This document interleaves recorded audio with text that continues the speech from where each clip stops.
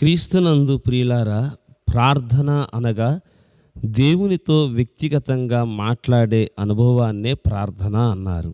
దేవునితో సంభాషించుట, నీ దుఃఖము, నీ వేదన, నీ రుగ్మదత, నీ సంతోషము, నీ ఆనందము ప్రతిదీ దేవునితో చెప్పే విధానాన్నే ప్రార్థన అన్నారు.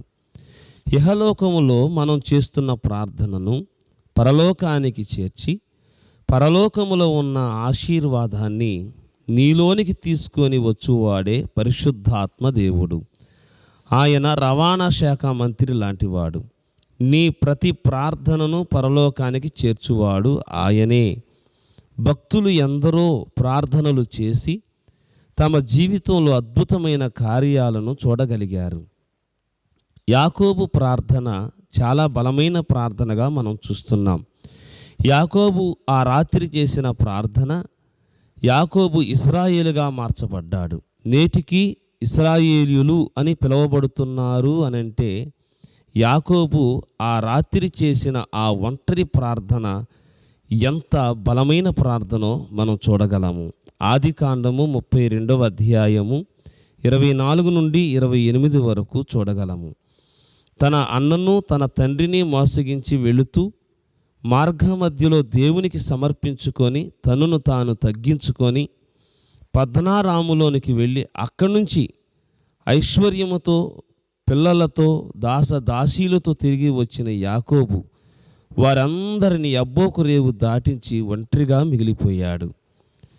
ఒక నరుడు తెల్లవారు వరకు అతనితో పెనుగులాడెను.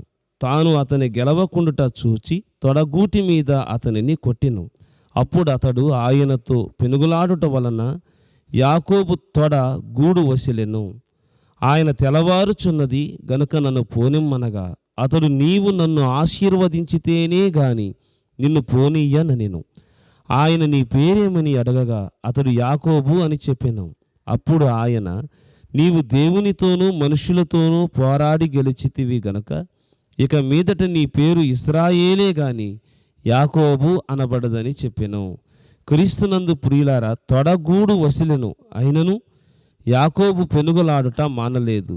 ఒక్క కాలితో, ఒక కాలు నొప్పికి బరువుకి కారణమైన మరొక కాలుతోనూ 2 చేతులతోనూ ఆయన పాదాలు పట్టుకొని కుంటుతూ దేవుని స్తుతిస్తూ ఆ రాత్రంతా పెనుగులాడి ప్రార్థన చేశాడు. యాకోబు ప్రార్థన తన జీవితంలో మర్చిపోని ఆశీర్వాదాన్ని దేవుడిచ్చాడు. మత్తయి సువార్త 6వ అధ్యాయము 6వ వచనంలో మనం చూస్తే, నీవు ప్రార్థన చేయునప్పుడు నీ గదిలోనికి వెళ్ళి తలుపు వేసి రహస్యమందున్న నీ తండ్రికి ప్రార్థన చేయుము. అప్పుడు రహస్యమందు చూచు నీ తండ్రి నీకు ప్రతిఫలమిచ్చును. రహస్యమందు చూచుచున్న దేవునికి మనం ప్రార్థిస్తున్నప్పుడు దేవుడు మనకి సమాధానాన్ని ఇస్తాడు. గదిలోనికి వెళ్ళి ప్రార్థనలో ఏకీభవించుట అనేది ఏకాంత ప్రార్థన. బయట జరుగుతున్న సమస్యలకు, బయట జరుగుతున్న పనిబాటలకు నీకు ఎటువంటి సంబంధం లేకుండా ఏకాంతంగా దేవునితోనే గడిపే అనుభవంలోనికి నీవు రావాలి.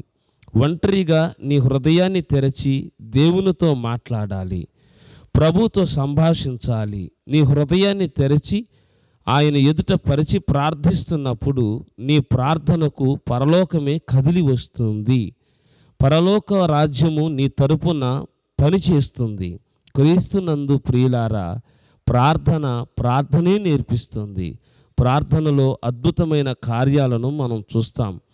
యాకోబు ఆ రాత్రి ఏదో పోగొట్టుకున్నట్టుగా అనిపించింది.